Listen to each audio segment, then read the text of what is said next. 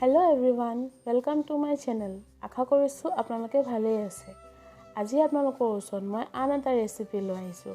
ৰেচিপিটো হৈছে তিল দিয়া হাঁহ মাংস। আশা কৰিছো আপোনালোকে ভিডিওটো চাই ভাল পাব। তেন্তে আহকচোন আজি আমাৰ ভিডিওটো ষ্টাৰ্ট কৰো। প্ৰথমতে মই তিলখিনি ভাজি লম। ইয়াত মই তিল 2 চামুচ লৈছো। তিলখিনি মই মিডিয়াম ফ্লেমত ভাজি লৈছো। তিলখিনি ভজা হৈ গলে মই মিক্সাৰত ইয়াৰ পনিয়া পেষ্ট এটা বনাই লম।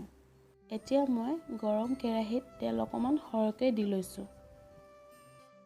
তেলখিনি অকমান গৰম হোৱাৰ পিছত মই পিয়াজ আৰু জলকীয়া পেষ্টখিনি দি লৈছো তেলখিনিত। জলকীয়াখিনি মই পিয়াজৰ লগতে পেষ্ট এটা বনাই ললো আৰু এইখিনি ভালদৰে মই সিজিব দিম কেঁচা গোন্ধ নোযোৱালৈকে আৰু অকমান ৰঙচুৱা হ'ব দিম। পিয়াজখিনি অকমান ৰঙচুৱা হোৱাত মই ইয়াতে আদা আৰু নহৰু পেষ্টখিনি দি লৈছো।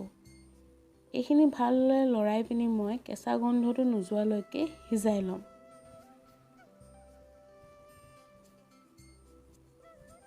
এতিয়া মই তিলৰ পেষ্টখিনি দি দিছো।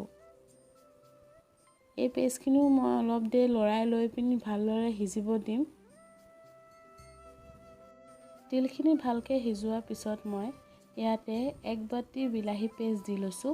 এই বিলাহী পেষ্টখিনি ভালদৰে তিলখিনিৰ লগত মিলাই লম আৰু অলপ দেৰি কাৰণে সিজিব দিম। এই মিশ্ৰণখিনি ভালকৈ সিজি লোৱাৰ পিছত মই ইয়াত মছলাখিনি দি দিলো আৰু লগত দিছিলো আধা চামুচ নিমখ।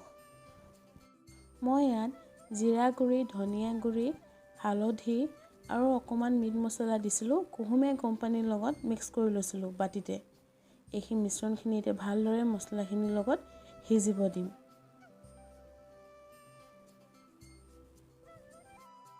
মছলাখিনি সিজি তেল ওলাই থকা অৱস্থাতে মই হাঁহ মাংসখিনি মছলাখিনিৰ ওপৰতে দি দিলো।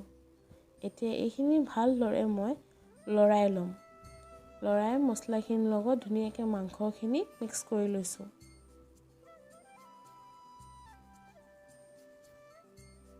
এতিয়া এই মাংসখিনি মই অলপ দেৰিৰ কাৰণে সিজিব দিম। মাংসখিনি অলপ দেৰি সিজাৰ পিছত তেল এৰিব লৈছে। এতিয়া মই এইখিনি ভালদৰে লৰাই লম গোটেই মছলাখিনিৰ লগত। তাৰপিছত মই ইয়াত 2 কাপমান গৰম পানী দি লৈছো। গৰম পানী দি লোৱাৰ পিছত মই ইয়াত 2 খিলামান তেজপাত ছিঙি দিছিলো আৰু লগতে দিছিলো 1 চামুচ নিমখ। যিহেতু অলপ নিমখ আগত দি লোৱা আছিল সেইকাৰণে মই 1 চামুচেই দিছো। এতিয়া এইখিনি ভালদৰে লৰাই লম। লৰাই লৈ এইখিনি মই 10 মিনিটৰ কাৰণে উতলিব দিম আৰু ভালদৰে মিডিয়াম ফ্লেমত সিজিব দিম।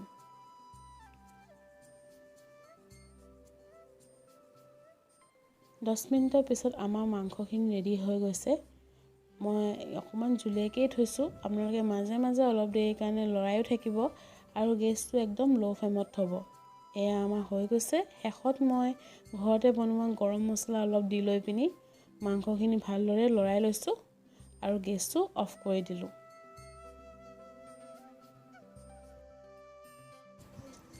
এয়া আমাৰ তিল দিয়া হাঁহ মাংস ৰেডি।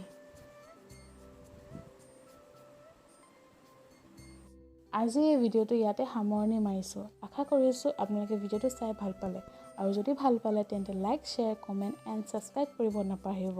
আৰু যদিহে আপুনি মোৰ চেনেলত নতুন তেন্তে চেনেলটো সাবস্ক্ৰাইব কৰিব নাপাহৰিব আৰু লগতে বেল আইকনটো ক্লিক কৰি থব যাতে আহিবলগীয়া ভিডিওবোৰৰ আপোনালোকে নটিফিকেশ্যন পাই থাকে। Thank U.